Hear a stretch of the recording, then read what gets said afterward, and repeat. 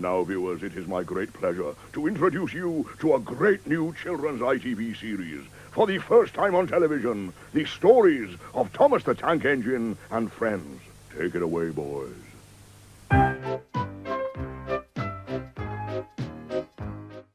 Following 3 years in production, Thomas the Tank Engine and Friends made its debut on the afternoon of October 9th, 1984. The show became a runaway success on children's ITV, attracting more than 8.5 million viewers. This first series consisted of 26 episodes adapted from the first 8 Railway series books. The first televised series introduced the first 7 steam engines of the Fat Controller's railway fleet, which were the core characters of Thomas, Edward, Henry, Gordon, James, Percy, and Toby, alongside Annie and Clarabelle, Henrietta, Terence, Bertie, and of course, the ever-mischievous Troublesome Trucks. All characters were brought to life on television and received critical acclaim to a much wider range of audience. Thomas is a tank engine who lives at a big station on the Island of Sodor. He's a cheeky little engine with 6 small wheels, a short stumpy funnel, a short stumpy boiler, and a short stumpy dome. The episodes were first broadcast every Tuesday afternoon, 2 episodes per showing compiled into a 10-minute block featuring the name board sequence in between the episodes. A year later in 1985, the episodes were shown individually during a 5-minute block. The final episode of Series 1 featured a brand new Railway series story written by Wilbert Awdry, entitled Thomas's Christmas Party. Britt Allcroft and David Mitton wished to end the series with a Christmas-themed episode. But per the contractual agreement, the story must be written by Awdry and a published work to be adapted. Britt and David drafted an outline of the story they were interested in telling, and Awdry agreed and wrote the full story, which would be his first book since his retirement in 1972. During this time, Thomas the Tank Engine and Friends was nominated by BAFTA in the category of short animation, alongside Danger Mouse, Rupert and the Frog Song, and the Wind in the Willows TV series. And the winner was Rupert and the Frog Song. Despite not winning the award, Thomas continued his success with expansive merchandising, including VHS tapes released by Guildhome Video, Ertl Diecast Range, Ladybird books, annual books, several postcards, Hornby models, and so much more. The creation of the series was very in-depth. Every item was carefully thought out, including the series title, which was initially titled Thomas the Tank Engine in an early script. 2 further inscriptions and friends were added later for the final title. According to Britt, she wanted Thomas as the central character of the series. As she stated, "There has to be a number 1. There has to be a hero." In order to create the intricate design of the Island of Sodor, attention to detail was critical. Thomas and 6 of his steam engine friends were all made in Gauge 1, using the components of Markland for a basis of real-life locomotives, with extensively modified chassis, motor, and wheels, just to obtain a sufficient size and level of reliability. It took 6 weeks for modelers to construct the new bodies of the engines, allowing the most accurate representation of the characters' book counterparts. Each engine had a full collection of interchangeable molded clay facial expressions made out of fitted resin castings. Beneath the molds, a pair of moving eyes would assist in reflecting the emotion or mood of the engine, and was operated through radio controls. The engines were also linked to a pump and smoke unit to make the steam look as accurate as possible. The human characters, including the Fat Controller himself, were all designed by combining both solid lead and plasticine for wide shots.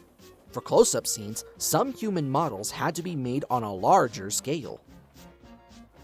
The large-scale models would also be used if the stop-motion techniques used in the series required it, such as a driver that needed an arm that could be moved to represent waving. Unlike the engines, most of a wide range of rolling stock, including the troublesome trucks, were all scratch-built, using parts from the 10mm range of Gauge 1 accessories and fittings. The series was filmed at Clearwater's Warehouse Studio in Battersea, South London. The sets were constructed on a rostrum table, approximately 20 feet by 16 feet. Once a specific set's filming was complete, it was then dismantled and replaced by another set for further filming. Shot on 35mm film, the camera utilized a periscope system, specifically devised by director of photography Terry Permain. This enabled filming very close to rail level. Mike O'Donnell and Junior Campbell composed the soundtrack for the first series using a Roland Jupiter 6 synthesizer. This included all instrumental music, incidentals, and character themes like James,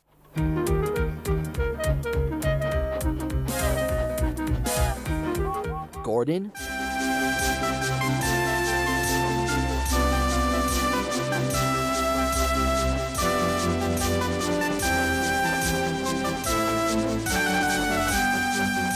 Percy,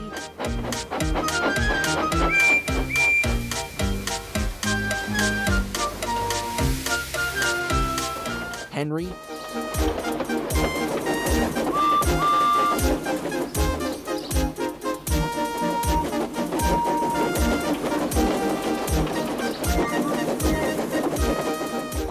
and of course, Thomas the Tank Engine.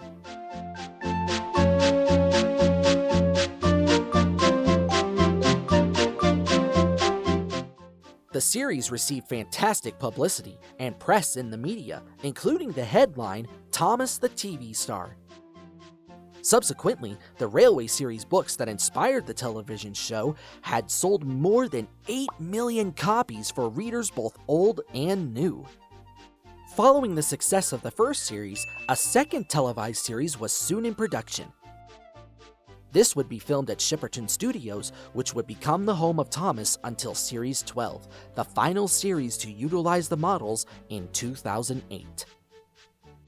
Consisting of a further 26 episodes, Series 2 contained further adaptations of stories from the Railway series books, including Edward the Blue Engine, Percy the Small Engine, Duck and the Diesel Engine, the Twin Engines, Branch Line Engines, Mainline Engines, and Tramway Engines. Other adaptations considered but later abandoned included Percy's Promise, Gordon Goes Foreign, and Double Header. Percy's Promise and Double Header would later be adapted for Series 3 in 1991. Gordon was talking one day to one of these. When I was young and green, he said, I remember going to London. Do you know the place? The station's called King's Cross. King's Cross? Snorted the engine. London's Euston. Everybody knows that. Rubbish, said Duck. London's Paddington. I know. I worked there. Another story abandoned was an abridged adaptation of the Donald and Douglas stories Hello Twins and The Missing Coach, based on the stories in the book The Twin Engines. Unlike Gordon Goes Foreign, this episode was in production in 1985. But according to David Mitton, halfway through filming, Britt Allcroft decided to cancel the production due to a lack of action and a complicated storyline. The Missing Coach tells the story of Donald and Douglas's arrival on Sodor. The engines would ultimately cause confusion for everyone, including the Fat Controller. During the episode, Douglas accidentally forgets to shunt Thomas's special coach. To avoid getting scolded, both him and Donald swap their tenders. Here, gentlemen, are the facts. Number 10 has been shunting the yard. Your coach disappeared. We investigate. Number 10, disappears too. You can draw your conclusions. Please accept my apologies. The matter will be investigated. Good afternoon, gentlemen. The Fat Controller watched them till they climbed the station ramp. His shoulders twitched. He wiped his eyes. Douglas wondered if he was crying. He wasn't. He swung round suddenly. "Douglas," he rapped, "why are you masquerading with Donald's tender?" To fill the gaps for these abandoned or unfinished storylines, Christopher Awdry was asked to write several new stories for the series. Due to the contract signed by Britt Allcroft, the stories must be in printed form first prior to being recreated for television. The Book of Christopher Stories was published the same year as More About Thomas the Tank Engine. The stories adapted for the second series included Thomas, Percy and the Coal, The Runaway, and Better Late Than Never. Christopher Awdry had also written 2 further stories for Britt and David to adapt. These being Thomas and Trevor, which was adapted from the annual story of the same name, and Thomas and the Missing Christmas Tree, which was published separately. However, Christopher noted he was not particularly pleased with the result of the stories in the 30th Railway Series book, due to the pressure to meet the deadline for the stories to be ready for filming.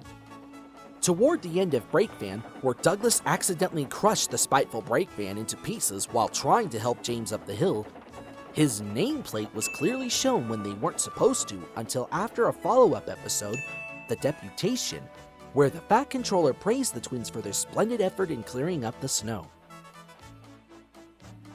You can see the comparison of the original and restored footage showing the differences, including a black sensor covering Douglas's nameplate and some zoomed-in shots of him and Edward to keep it out of frame. One final noteworthy alteration during filming of Series 2 was a cameo appearance of Terence the Tractor in the episode Ghost Train. Originally, as shown in this published image, he was meant to pull the cart full of lime which Percy crashes into. While this scene was filmed, his role was cut from the final edit of the episode. The second series introduced more characters such as Duck, Donald and Douglas, Bill and Ben, Trevor, and Harold the Helicopter. It was also the first series to introduce the first set of diesel locomotives, including Devious Diesel, Daisy, and Boko. We diesels don't need to learn. We know everything. We come to a yard and improve it. We are revolutionary. The troublesome trucks also gained their recognizable molded faces, improving significantly from their first series look. The second series of Thomas premiered as a double bill starting with Thomas, Percy and the Coal and Cows on Children's ITV on September 24, 1986. For home video releases in the late 80s, Pickwick Video, later renamed to Carlton Video, released 3 sets of videos containing the complete second series. Later, in 1991, they also released the Best of Thomas the Tank Engine and Friends on VHS. With the second series aired, Thomas's life on television is highly regarded as at its peak in quality, as it still is today. In the following year, 1987, the Australian Broadcasting Corporation bought the rights for the series to be transmitted on Australian television. Back in the UK, Thomas had been nominated by BAFTA for another award in the short animation category, alongside Super Ted, Paddington Goes to School, Max Headroom's Giant Christmas Turkey, Danger Mouse, and The Wind in the Willows. And the winner was... Super Ted! This would be the second nomination and second loss for Thomas. But being nominated is a great honor as well. While Wilbert Awdry may have stepped down from writing any further Railway Series material, he continued to write and adapt further stories. After writing Thomas's Christmas Party a year earlier, Wilbert went on to adapt several of his older stories, including Thomas Comes to Breakfast in 1985 and Thomas and Gordon Off the Rails in 1990. Wilbert even wrote 2 annual books in 1979 and 1980 with illustrations by Edgar Hodges. He also contributed his writing to several chapters of the Birmingham and Gloucester Railway for author P.J. Long. Wilbert had also been the president of the Dean Forest Railway line since 1983. and in 1987, an 060 Hunslet saddle tank engine was named after the railway's president, going by the name of Wilbert. Meanwhile, Christopher Awdry continued writing more volumes for the railway series. While riding Gordon the high-speed engine, he was finally able to quit his job at the Inland Revenue after 20 years. This allowed Christopher to resume a full-time career as an author. During the same year, The Island of Sodor, Its People, History, and Railways book was written by Wilbert and his brother George Awdry, and published by K.N. Ward to a limited run of printed copies. Unlike the usual railway series stories, this book served as an encyclopedia of the fictional island of Sodor, with a classic way of saying, it all happens here. The Isle of Sodor was inspired actually by the Bishop of Sodor and Man. And the Reverend was over there visiting the Bishop, and he thought, you know, I need a place to put my characters. I'm being asked, where are they? Where is this story's based? And he think Sodor's pretty good. So he created this imaginary island that was positioned midway between the Isle of Man and mainland Britain. Wilbert Awdry had this obsession to understand the island of Sodor, a place where all these engines could run, and they could run authentically, so that there was no sense in which these were fictional engines. They were engines which followed their own true railway logic.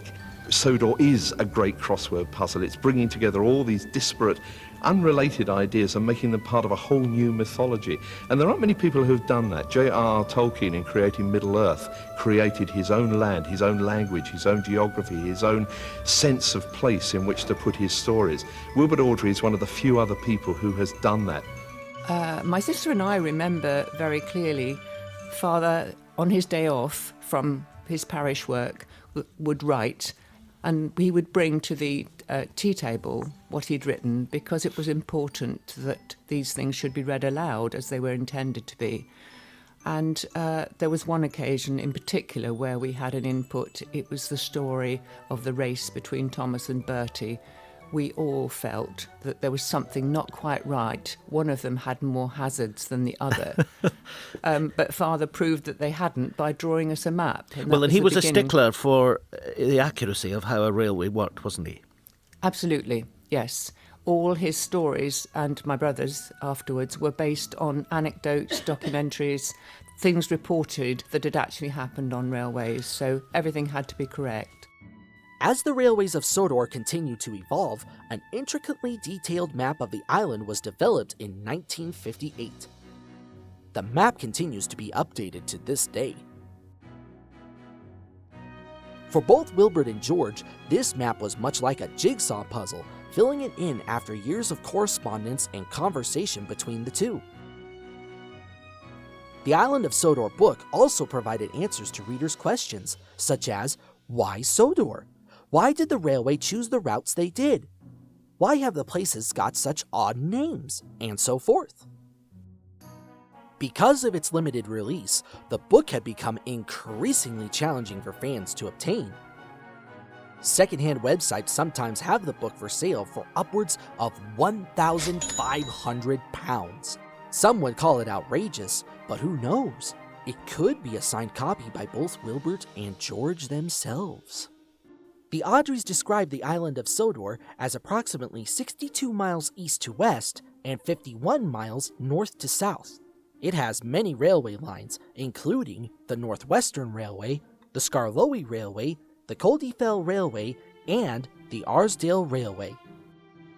The Northwestern Railway has several routes on the island, with branch lines run by Thomas, Edward, and Duck, and the main line travels from Barrow westward to Tidmouth through the southern part of Sodor. Bigger engines like Gordon, James, Henry, Donald, Douglas, and Bear, known to readers as D7101, were all situated to run the line. At this point, there were two former controllers in charge of the railway, Sir Topham Hatt and Sir Charles Topham Hatt II. Their successor is Sir Stephen Topham Hatt. But in the television series, he is just Sir Topham Hatt, the only controller who runs the Northwestern Railway. The Skarloey Railway, both inspired by and based on the Talyllyn Railway in northern Wales of Great Britain, is a narrow-gauge line and the oldest railway on Sodor currently owned by Sir Handel Brown II, the successor of his father, Sir Handel Brown I. There were 3 controllers who ran the Skarloey Railway, and these were Mr. Mac, Mr. Peter Sam, and Mr. Roger Sam, son of the second controller. But in the television series, it's Sir Topham Hatt that runs the entire railway. From the 9th series onwards, Mr. Peregrine Percival runs the Skarloey Railway, making him the second controller of the little railway. Mr. Percival is referred to as the Thin Controller. And, unlike Topham who rides in his blue car, Mr. Percival can be seen riding on his red bicycle. Both the Skarloey Railway and nearly every engine, barring Duke and Mighty Mac, were based on their Talyllyn Railway counterparts. Talyllyn, Dolgoch, Renias and I were built together in England. Who, asked Nancy, are Talyllyn and Dolgoch? Talyllyn is my twin. Dolgoch is Renias's. Their railway is at Towyn in Wales, and they're 100 too. They were green, and we were red. Talyllyn and I had 4 wheels then, and no cab. We thought we were wonderful, and talked about how splendid we'd look, pulling coaches. What about trucks? Asked Nancy. Skarloey chuckled. We had no use for them, he said. The Skarloey line operates from Crovan's Gate, one of the northwestern railway stations, and carries on to Krosny Curran, Glennock, Rheneas, and then terminates at Skarloey, where the beautiful lakeside is located for sightseers. The lakeside at Skarloey has a loop line extension opened by the Duke of Sodor in 1965. Not to be confused with a certain narrow-gauge engine named after him, mind you. That would never suit his grace. The Mid-Sodor Railway, another narrow-gauge line, closed in January 1947, after over 60 years of service due to its decline. There are several engines, including Albert and Jim, that worked on this line alongside Duke, Stuart, and Falcon. But based on their lack of appearance in the series, readers assumed that they were either sold out or scrapped. Other than the railway's number 2 engine Stanley, who was turned into a pumping engine due to his carelessness, the other engines never appeared in any of the railway series books, but were made on a model layout of the railway itself by Wilbert. After the railway's closure, Stuart and Falcon were sold off, while Duke was oiled and greased, then sheeted up and sheltered in a shed in Arsdale. Many years later, in 1969, Mr. Fergus Duncan, the controller of the small railway, and 2 clergymen found Duke. He was then transported by road and rail to the Skarloey Railway, where he was reunited with his friends. While a majority of the Mid-Sodor Railway remained closed, some sections of the line were later rebuilt for the miniature gauge Arsdale Railway, which opened in the spring of 1967. In Arsdale, the station located at the northern end of town that was tragically closed after the service with the Mid-Sodor Railway had ended 20 years earlier. Arsdale Road, a second station in the southern end of town to Ulfstead, is still currently in service by the Arsdale Railway. The line runs to Arlesburg West, a top station connecting with Duncan Oliver's line, the Little Western, with connections to Tidmouth Sheds. The Arsdale Railway was co-owned by Mr. Fergus Duncan, the small controller appointed by the other controllers, and his partner Sir Handel Brown. The Arsdale Railway was very well known for collecting supplies of ballast from the old mines of Duke's old line, which was used for replacing the old ballast underneath the track on the Fat Controller's railway. I can't understand, said Duck, why I've never heard about you before. The small engines all answered at once. We've only just come from our railway in England, which closed. Your Fat Controller asked us to come and fetch ballast for him, and he said he'd bring us plenty of passengers too. Haven't you had passengers before? Asked Duck. Only in England. It's our first season here. Oh, promised Duck. Then I'll bring you lots. Goodbye, goodbye. And he puffed excitedly away to see about it. The 1/3 scale railway fleet were Mike, Rex, Bert, Blister 1 and Blister 2, and Sigrid of Arsdale. Christopher Awdry's 1990 book, Jock the New Engine, introduced both Jock and Frank to the team. The engines were a popular attraction to holidaymakers throughout the summer on their passenger service. Other jobs included farm work, like transporting wool for making clothes. Douglas and Duck came to look too. Douglas had just brought some empty ballast trucks along the branch line. He and Duck watched with interest as the new engine was put to his paces. "He puts me in mind of my days in Scotland," Douglas remarked. "Some of the engines up in the Highlands were yon colour. Jocks, we used to call them." "Jocks?" asked the new engine, stopping nearby. "Aye," agreed Douglas. "No bad name for yourself, I'm thinking, eh, Jock?" The small controller was delighted. "Well done, Douglas," he said, and turned to the new engine. "What do you think?" he asked. "It means you'd have to keep your colour too, to give the name some point. Would you mind?" "Not a bit, sir," said the new engine. "I like the colour, and the name would suit me fine." "Excellent," said the small controller. "That's settled then. Thank you, Douglas. A splendid idea." And Douglas puffed away, well satisfied with his morning's work. Like the aforementioned narrow gauge railways, Arsdale has its real-life counterpart in Cumbria, England, called the Ravenglass and Eskdale Railway. And all the Arsdale engines were based on their counterparts too. Finally, we have the Culdefell Railway, the only rack railway on the entire island. The line starts upwards from the village of Kirkmacan to the summit of Culdefell and passes Devil's Back, or Driamidagan, in Sudric. A mile below summit, the line runs along a rocky ridge. Always there is wind. Sometimes it is gentle, at others it is fierce and very dangerous. Then all passenger trains stop at Devil's Back station. But whatever the weather, stores trains and rescue trains must get through. Mr. Walter Richards manages the line, but had a difficult time taking care of his 8 engines. Godred, the original #1 engine of the line, was unfortunately scrapped after a tragic accident, and his spare parts were used to mend the other engines. Although we're not completely sure if Culdee made the story up or not. The Culdefell Railway was featured in the book Mountain Engines, and has only appeared one time in the series.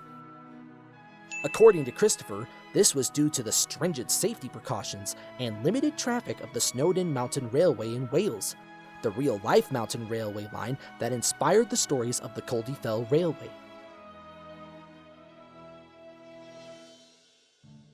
As the Sodor Railway is connected to the mainland, many visiting engines arrived to help the Fat Controller's engines with passenger and freight services, including Stepney, the City of Truro, Wilbert, and of course, Flying Scotsman, who is Gordon's only surviving brother in the universe of Sodor.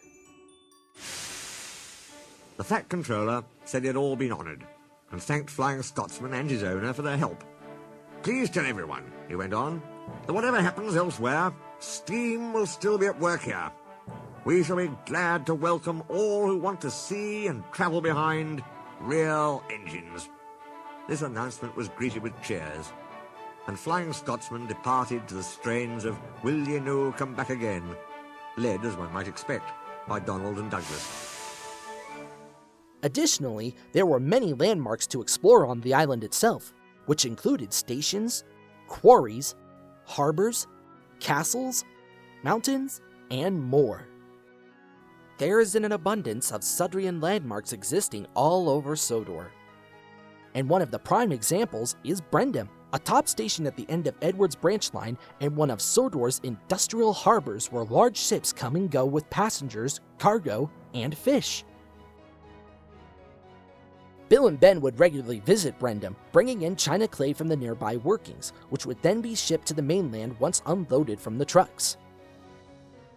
The vast landscapes and recreational opportunities prove the island of Sodor would be the perfect place for railway enthusiasts, sightseers, and holidaymakers to take an ideal vacation.